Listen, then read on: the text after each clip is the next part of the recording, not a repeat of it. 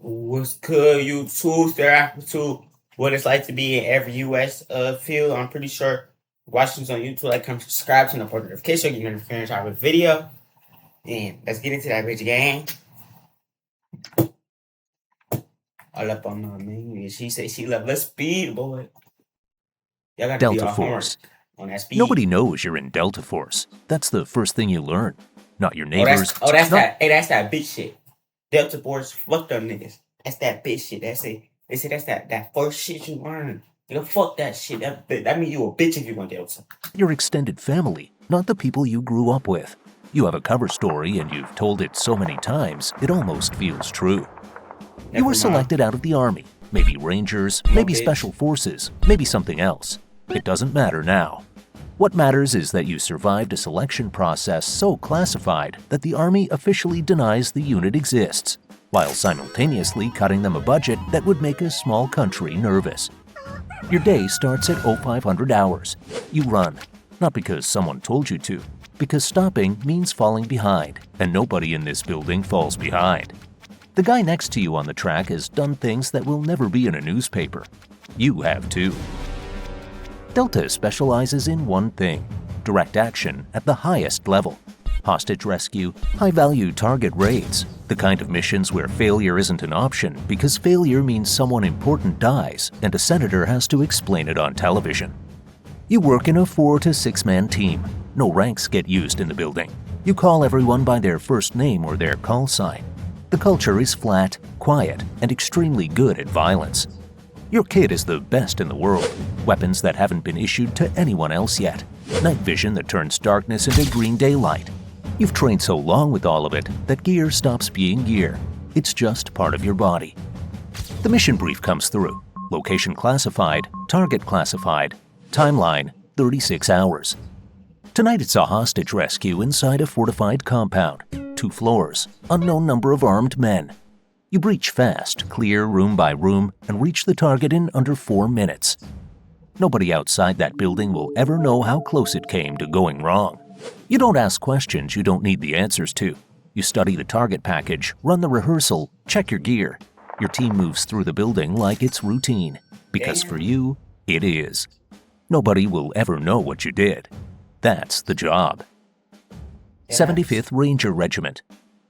You're a Ranger, which means you are the Army's go-to force for one specific thing: large-scale. So if I go to the Army, I gotta do all this shit. That's why my black ass never gonna touch a gun in my fucking life, bro. I'm a bitch, bro. I will never go in the Army. We got Iran going on. We got Iran this shit going on. I'm a bitch, bro. Raids at 3 in the morning.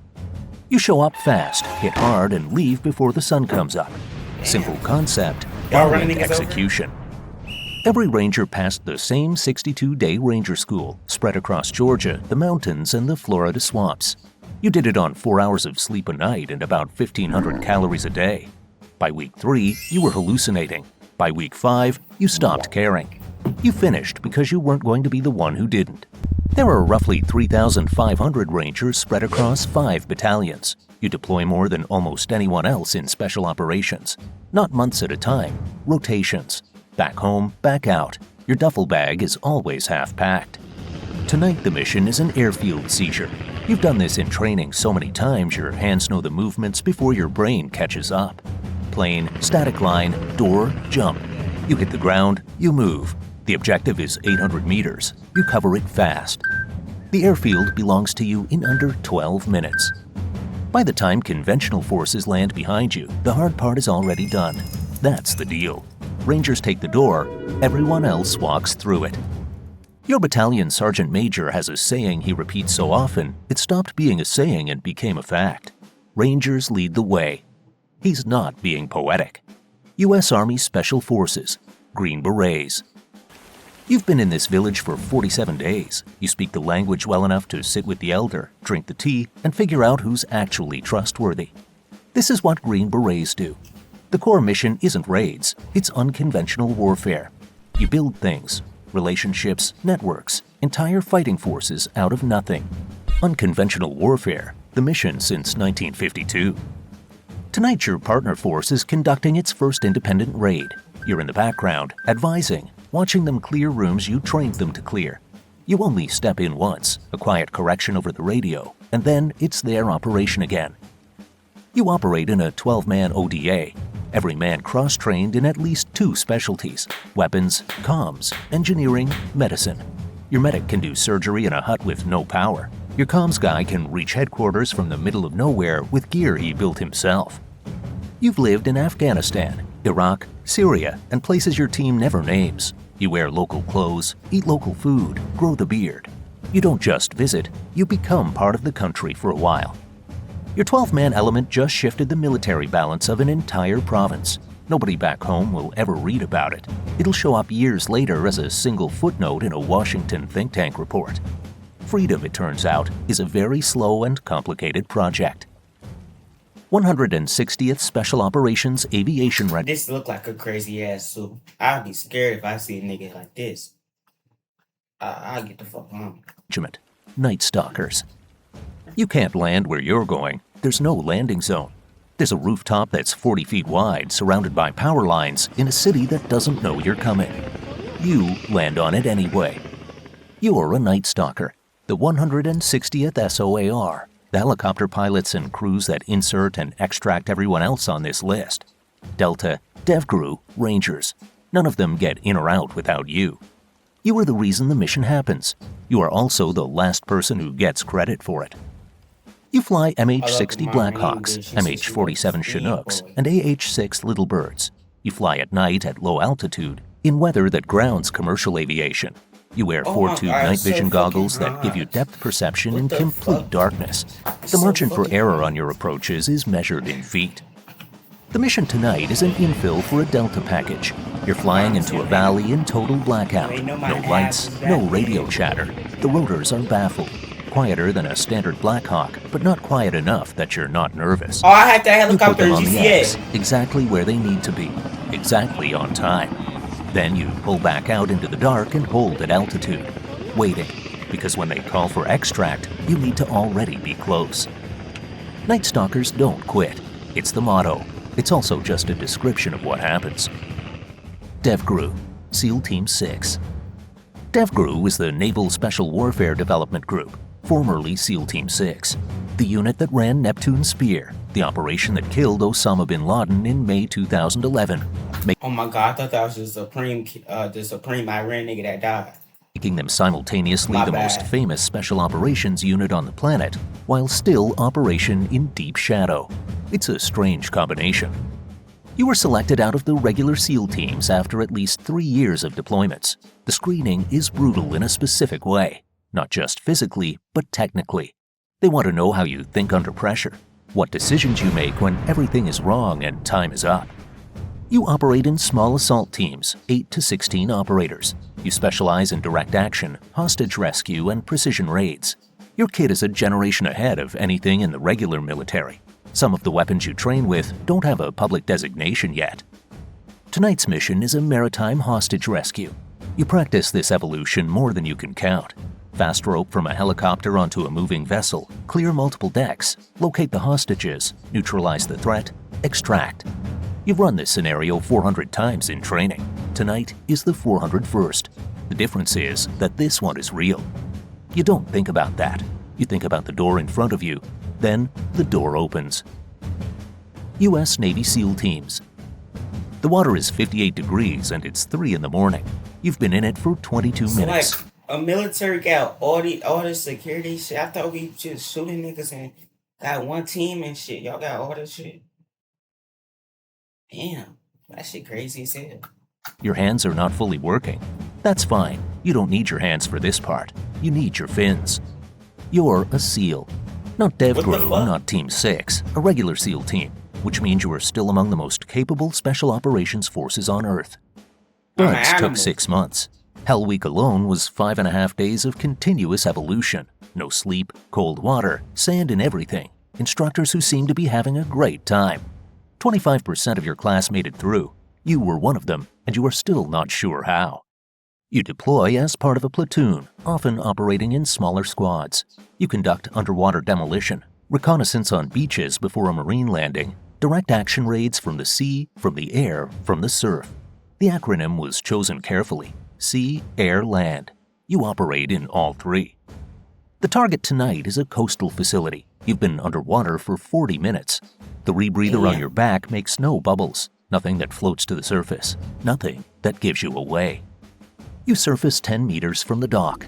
You wait, you listen. Then you move. Nobody is going to write a book about tonight, no movie. Just the water, the dark, and the mission. That's enough. That ass? 24th Special Tactics Squadron. You jumped out of the aircraft first. That's always how it works. You land in hostile territory before anyone else, in the dark, with a radio and a laser, and the job of turning a patch of dirt into a functional airfield. You're a combat controller with the 24th Special Tactics Squadron, the Air Force's most decorated special operations unit. You are FAA certified air traffic control. You are also a special operations ground combatant.